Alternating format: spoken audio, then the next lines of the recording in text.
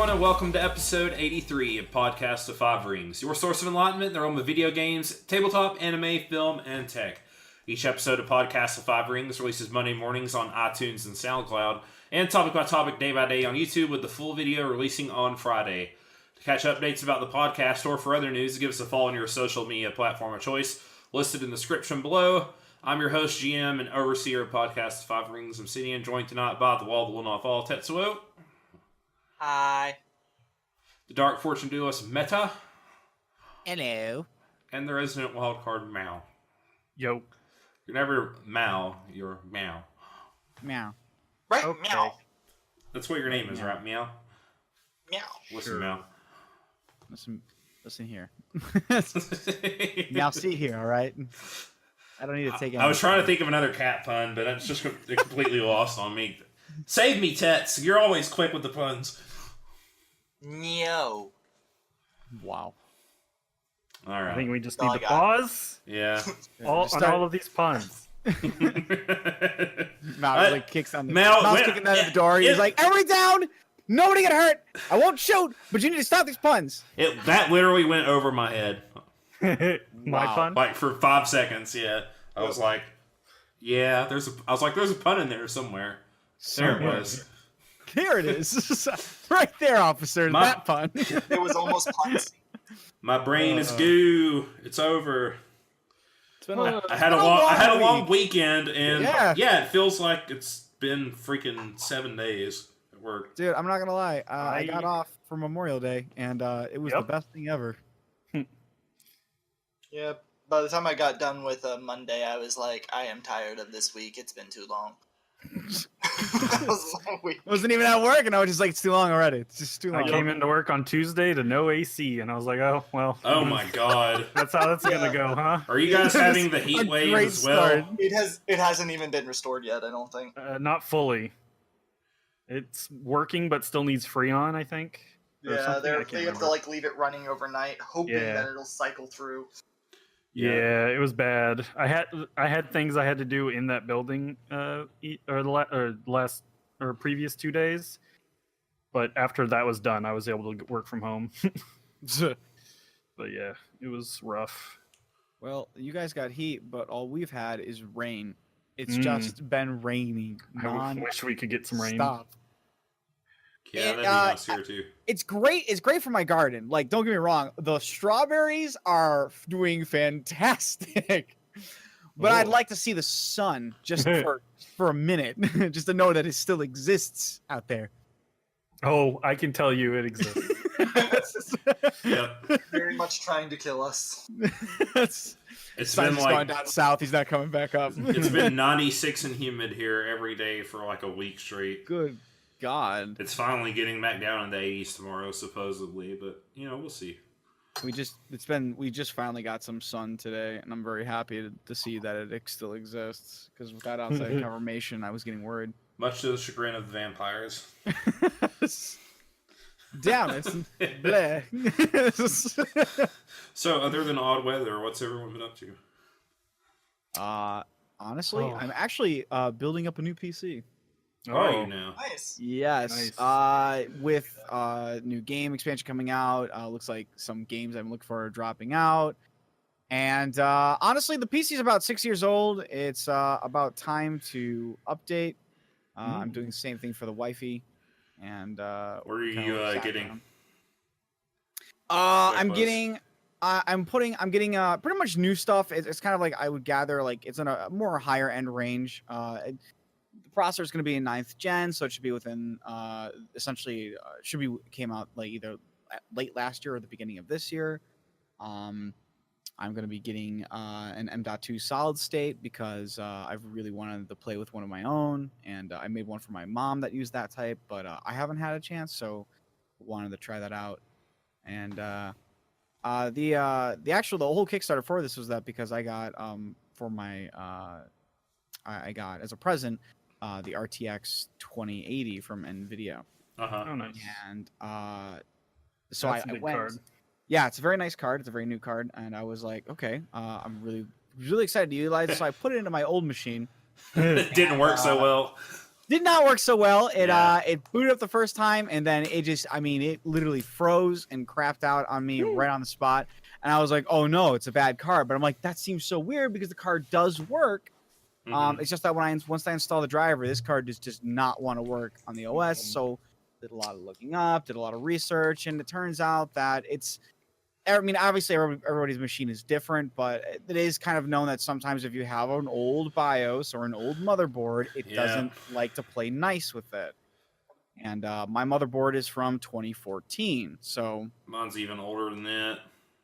well, I shouldn't say mine is from 2014. I should say the last BIOS update that it Update was from detected in 2014? 2014. Yes, Mm. it is actually older than that. The release date, I believe, was in 2012 or 2013, from what I remember. And yeah, so I know this motherboard has actually transferred a couple of machines before, so it's actually transferred on the current machine it is in now. So it's probably around 7 years old instead of the 5 or 6. But it's about time I think mine's from like 2010. Good God, man. Yeah, I mean, I still have really old graphics cards still. I need to upgrade. I just haven't set aside the money yet. Yeah. And with that's, PS5 coming, yeah, they truly fully announced it. Oh man. Yeah. I bet we'll see I more believe, soon. was it, Very soon. Yeah. AMD said they're making Yep. was it the video card from scratch or whatever?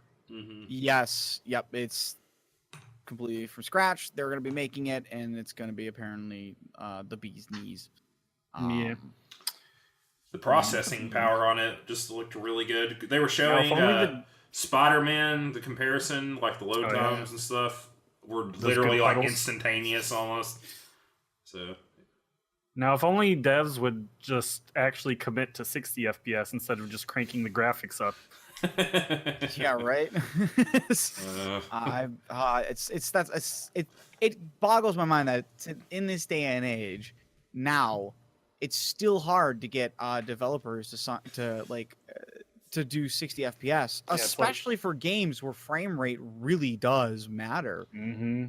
I don't know why that's not normal. Like I can get it if like your platformer maybe is not running at 60 frames, I get that. But when you're talking about like fighting games, or you're talking about more competitive games, or games that are very specific with their frame rate timings, not having 60 frames per second is just Yeah, really I think rough. the superior graphics just sells better to the casual consumer, I suppose. I would. that's all. absolutely agree. People understand good graphics better than they do like Yeah, the processing language. So it's a shame too because honestly, running at 60 frames is really nice. It's just so much smoother. It really does.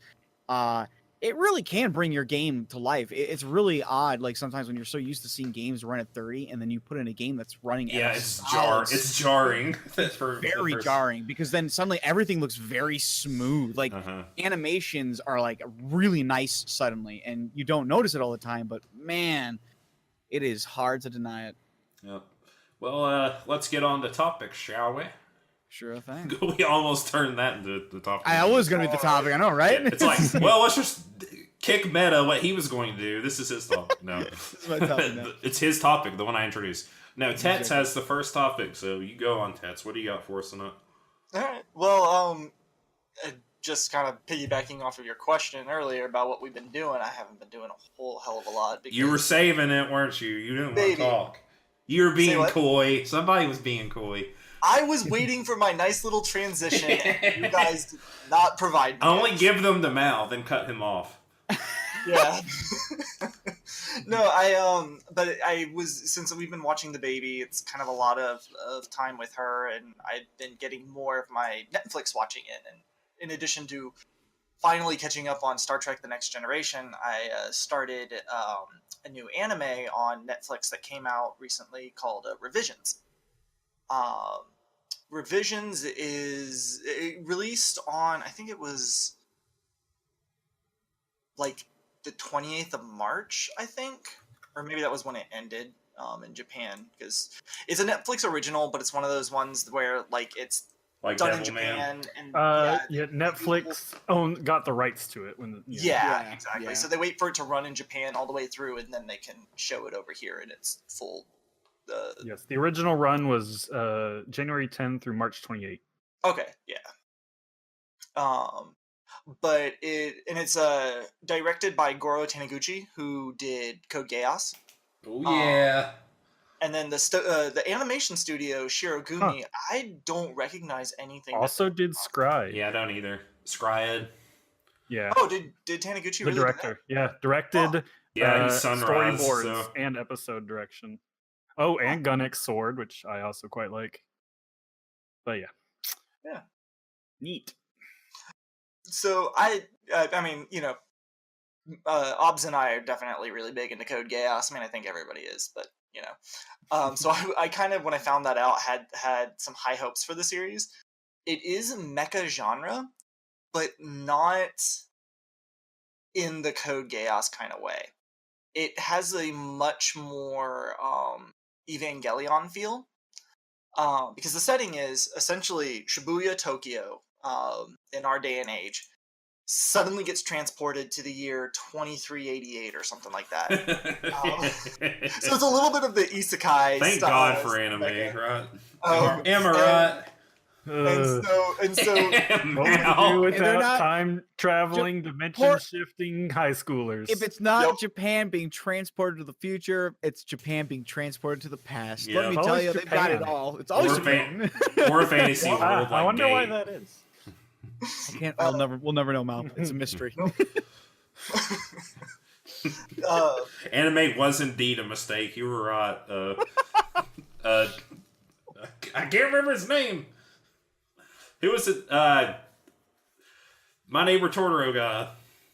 Miyazaki, thank you. Who famously said anime was a mistake. Or at least the meme tells me.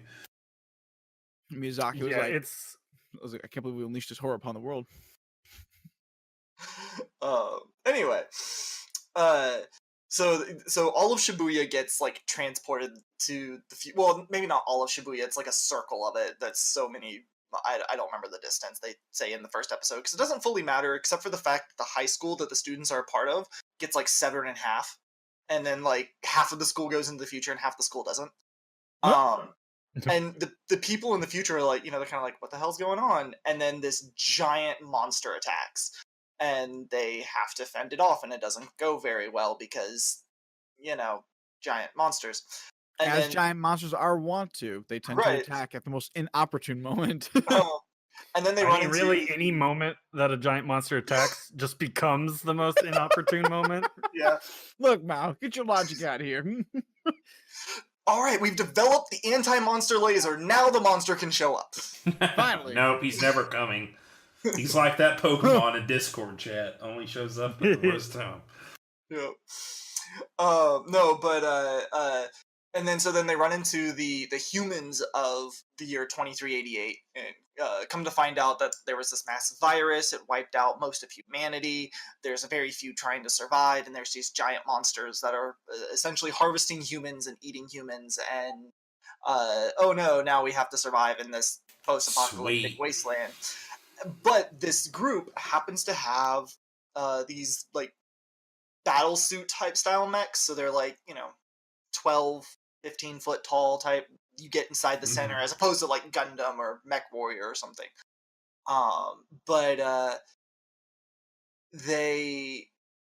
It ends up being that only the main 5 characters can actually pilot them, because they're programmed to their DNA, and then time travel shenanigans, is involved as to why that is. So all of that sounds really good. All of that's and it was very enjoyable. The biggest negative to the series, because of that whole time travel shenanigans, the main character, and this is part of why I say it has a corollary with Evangelion. Once again, I despise the main character. It's not Shinji getting the damn robot, though. It's Daisuke shut the fuck up, because he believes he is the savior of humanity, because he was told by this woman that one day he's going to save the world. And so he's like lived his whole life in high school being this just douchebag. Nobody likes him because he's like trying to save everybody from everything. He's a tryhard. Yeah, and he has like this hero complex, and like nobody wants to be around him, and everybody kind of hates him. And come to find out that the chick that told him that he was going to be able to, or he was going to save the world, is that woman that they ran into that give them the mech. And so that's when the time travel starts. So he's like, oh, clearly this is my destiny, da-da-da. And he's like the worst pilot. He's not the leader of the team. He's just like, he's one of those, you just want to punch him in the face because he's a little shit and doesn't, like, he's too full of himself. Sounds already punchable, and I haven't even met this man. Exactly. Does that dynamic stay through? Like you've watched the whole series now, correct? Yeah, well, it was one season, and I don't know if they've been approved for the season, but it definitely ended on a cliffhanger. So. I believe the manga is still ongoing. Yeah. Is it? Okay. And I'm guessing, do we ever see progression from him, or is he kind of just always stuck on that spot through the whole season? We do see some progression from him. It's not. It feels more organic because it's not a sudden episode happens and now I'm redeemed. Like he's still struggling with it, but it's a good 6-7 episodes before he even has the event that makes him start to question. Like, you have to get through a good first half of the season with him being this way before it starts doing that. Yeah. And it's kind of, I'm gonna say it's painful to watch, not in the fact that it was done badly, but because you're just like, you are such an idiot. Like, I do not like you. And I don't think you're really supposed to, because once the redemption kind of starts to happen, I don't know, like as I say, it feels more organic than the way that type of storytelling can, sometimes come out to be. Where they just turn on a dime, basically. Right. Yeah. And it comes out nowhere. I always hated that kind of like character development when they just suddenly swivel around and like just do 180 on the spot. There's no build up. There's no like self revelation. Like every villain in a shonen ever. Yeah, I'm a good guy now. I'm a good guy now. I'm like, they always. Let me give you that talk no jutsu. Yeah. I really do hate that. It's like the character really had no value to begin with. Like, they didn't truly believe in what they believed. They weren't willing to like go stick to their guns. That's why it's like really awesome in like shonen-y, tropey Japanese stuff when kind of like they just go out as a bad guy. Yeah, like, there's like no redemption arc. Yeah, there's no redemption to that. I'm like, finally, he stuck to his guns. He believed it. He was beaten, but he believed it. Man. That's what I love so much. I don't want to spoil it. Me and Mal talked about this in the Kingdom Hearts 3 spoiler cast. One character awesomely does not as he died. Like the only villain not to do a face turn or whatever. Yeah, there's like two basically, but yeah. I was like, I mean, it's Kingdom Hearts, so yeah. Yeah, I mean, it is basically like probably the most shonen video game series. Yeah. So.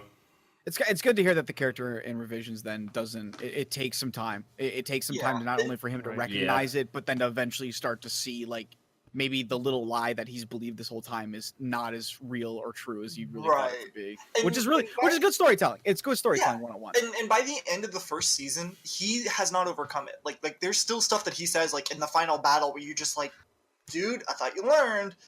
But again, that makes it feel more real as opposed to just like, oh, I guess we now have our lesson and that's it. Yeah. Yeah.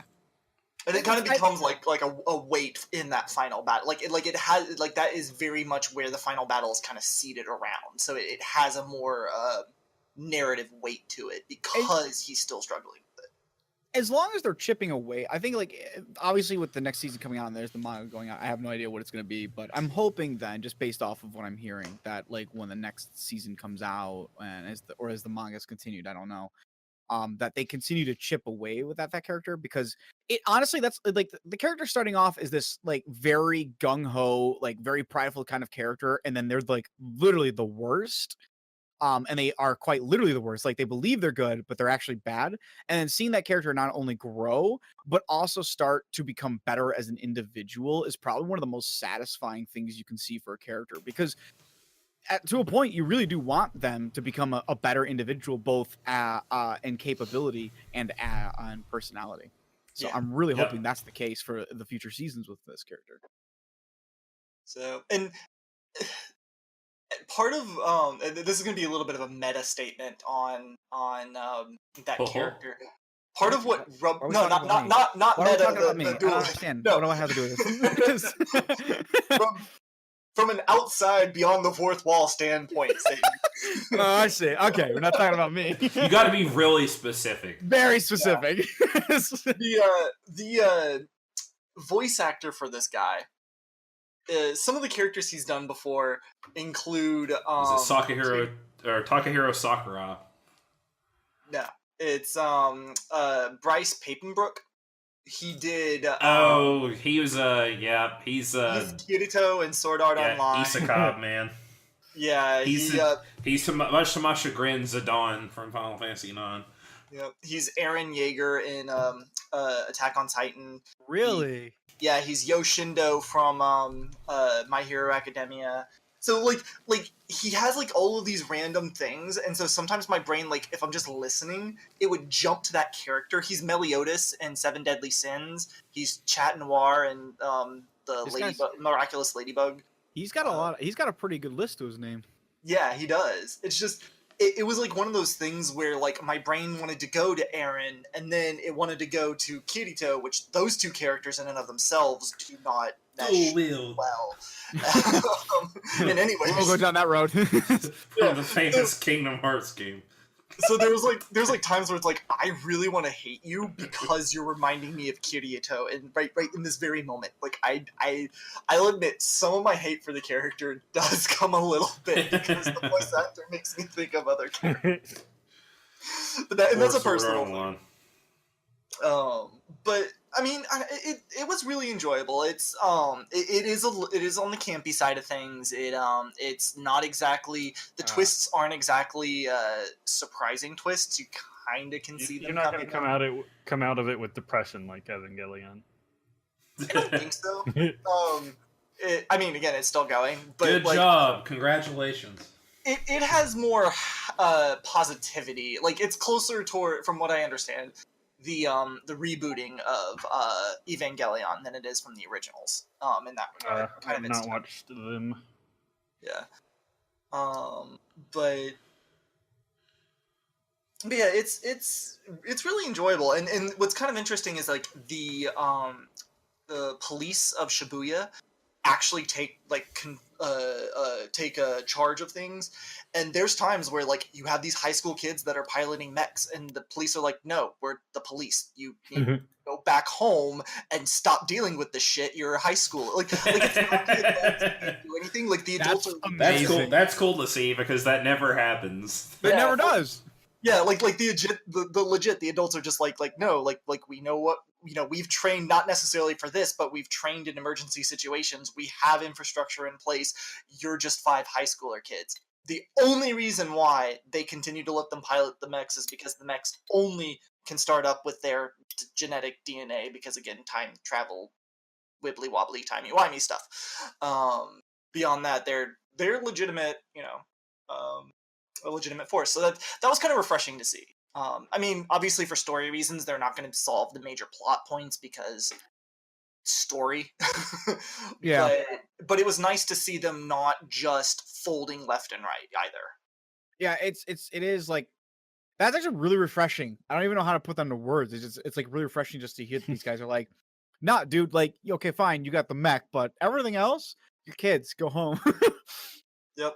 Like the main character's like I'm clearly the leader of the team. I brought everybody together. I piloted first, blah blah blah.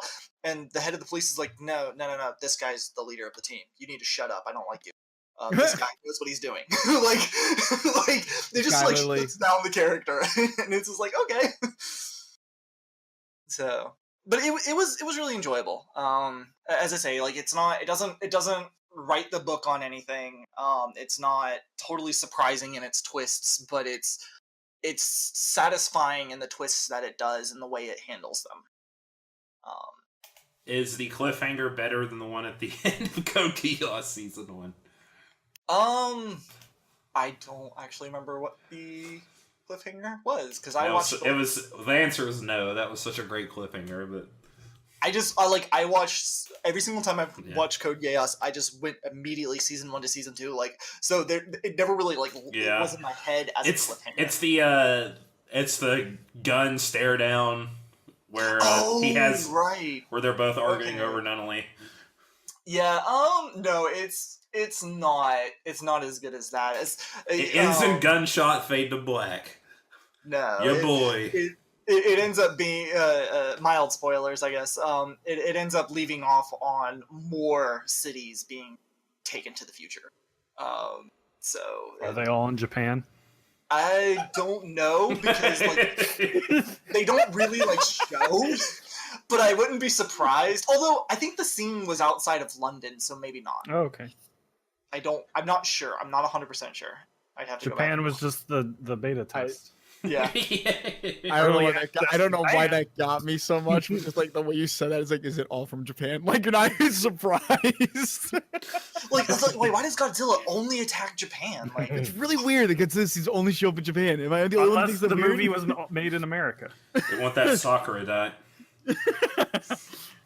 Godzilla just really likes Japan. He just likes the seafood. I'm gonna check it out because I didn't know this was a thing, and I like I like Goro Taniguchi stuff based on all the things we listed earlier. So I just literally didn't know about it. Yeah, my anime list has it ranked at a 6.41. If that matters to anybody.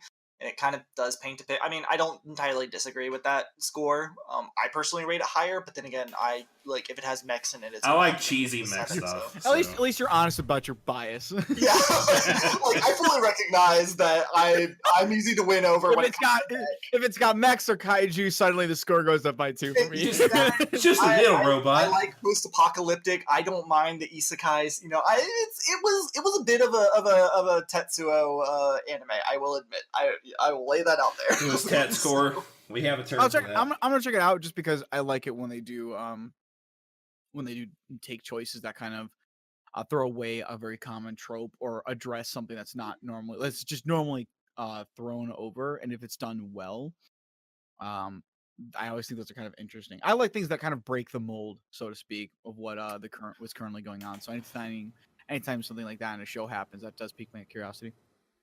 So that means if Meta had an L5R card, his keyword would be mold breaker. Yeah, that's right. Specifically Check. Breaks mold. Uh-huh. I'll file that away. Yeah, not in the metaphoric sense, in the literal sense. Yeah, in the literal sense, he actually breaks mold. Black, white, whatever the fungi is. Whatever that fungi is, he's gonna take it over his knee and break it in half.